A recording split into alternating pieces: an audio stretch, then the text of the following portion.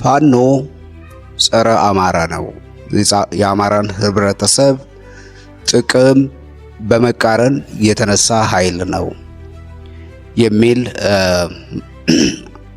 መረዳት ነው ያለኝ። ለምንድን ነው ይሄንን የምለው? ቢያንስ አንድ እታገልልሃለሁ የሚል የታጠቀ ኃይል የአማራ ህዝብ ተጎድቷል የሚል ኃይል ቢያንስ 8 የሆኑ ቫልዩዎች ወይም ደግሞ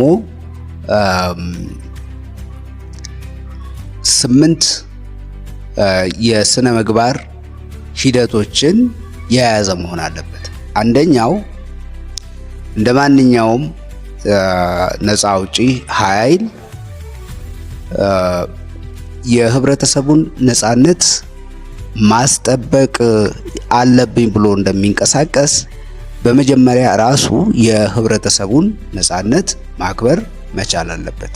ለምሳሌ ትምህርት ቤት ተማሪዎች እንዳይሄዱ በማድረግ ያላቸው ነፃነት መግፈፍ ሳይሆን በመንግስትና በሌላ ኃይል ያጡትን መብት እንዲከበርላቸው ነው መታገል እና መስራት ያለበት።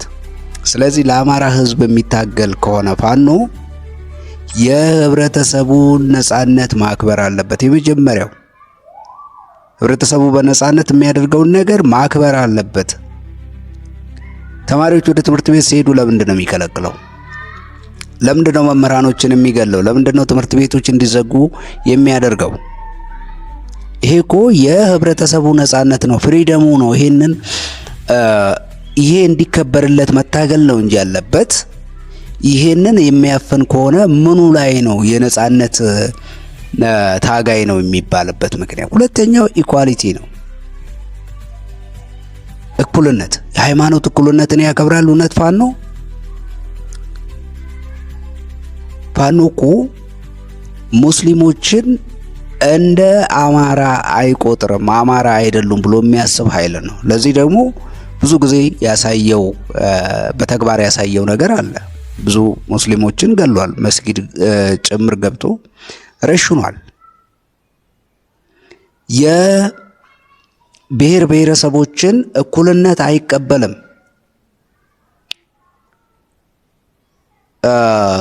የአማራን ህዝብ ከሌሎች ብሔር ብሔረሰቦች ጋራ የሚያቃርን ትርክትን የሚነዛ ኃይል ነው። ለምሳሌ ኦሮሞን የሚያክል ትልቅ ማህበረሰብ እየተሳደበ የኦሮሞን መብትና የኦሮሞን ማህበረሰብ መብትና ጥቅም እየተጋፋ የአማራ ህዝብ ነፃነት ሊከበር ይችላል ብሎ ማሰብ ራሱ በራሱ ያላዋቂነት ነው። ያላዋቂነት ጥግ ነው። ከዛ ውጪ የሃይማኖት እኩልነትን አይቀበልም። የብሔር ብሔረሰቦችን እኩልነት አይቀበልም ይሄ ኃይል። ለዚህ ነው ኦሮሞ መብራት የለበትም፣ ኢትዮጵያን መግዛት የለበትም ምናምን እያለ የሚቀበጣጥረው። በመጀመሪያ የሰው ልጅን እኩልነት የኢትዮጵያውያንን እኩልነት መቀበል መቻል አለበት። የአማራ ህዝብ እኩልነት መብት የሚከበረው ለነገሩ እሱ ለአማራ ህዝብ እኩልነትና መብትም አይደለም እየታገለ ያለው ተራ ሽፍታ ነው፣ ተራ የወረበላ ቡድን ነው። ይሄንን የምንልበት ምክንያት ምንም አይነት የነፃነትና የፖለቲካ እይታም ብቃትም የ21ኛው ክፍለ ዘመን የሰው ልጅ አስተሳሰብ ደረጃን የሚያንጸባርቅ ስላልሆነ ከዛሬ 400 500 ዓመት በፊት የተቸነከረ አስተሳሰብን የሚያራምድ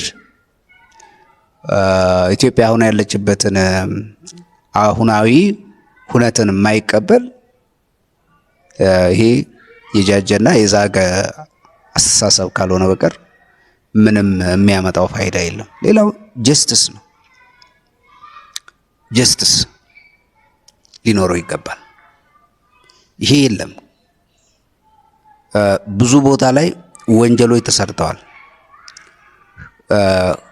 ሰው እያፈኑ ገንዘብ መቀበል፣ ሰውን አፍነው ገንዘብ ከተቀበሉ በኋላ ገሎ መጥፋት፣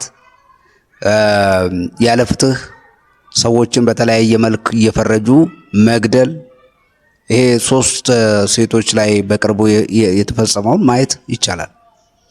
የደቦ ፍርድ ያለምንም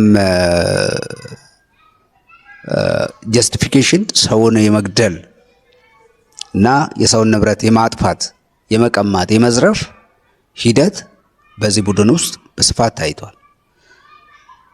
አራተኛው ዩኒቲ ነው።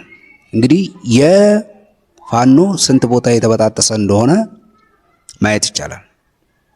የአማራ ፋኖ የሚባለው ጎንደሬው ለብቻ ነው፣ ጎጃሜው ለብቻ ነው፣ ወሎዬው ለብቻ ነው፣ ሸዋው ለብቻ ነው። 10 ቦታ የተበጣጠሰ የራሱ የሆነ የጋራ የሆነ ህብረት የሌለው፣ ዓላማ የሌለው፣ የጋራ የሆነ ዓላማ የሌለው፣ ከየት ወዴት እንደሚሄድ የማይታወቅ፣ ወጥ የሆነ ትርክት የሌለው ሆኖ ነው እያየ ነው ያለ ነው። በተለያዩ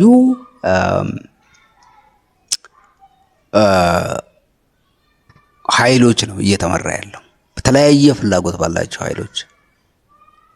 አንዱ ችግር የሚሆነው ይሄ ነው። ሁለተኛው የአማራ ህዝብ ነጻነት፣ እኩልነት ሊረጋገጥ የሚችለው የኢትዮጵያውያን ነጻነትና እኩልነት ሲከበር ነው። አለበለዚያ አይሆንም። አማራን ነጻ አወጣለሁ ብለህ መጥተህ ነገር ግን ኦሮሞን እየረገጥክ እየጨፈለክ ያንን የሚፈልገውን ነጻነት አመጣለሁ ካልክ የዋህ ነህ። ምንም የማይሳካ ነገር ነው። ሌላው መስዋዕትነት ነው። እንግዲህ ፋኖች ለማን ነው መስዋዕትነት እየከፈሉ ያሉ? ብዙዎች የዋሆቹ ህይወታቸውን ያለ አግባብ እየከፈሉ ያሉ አሉ።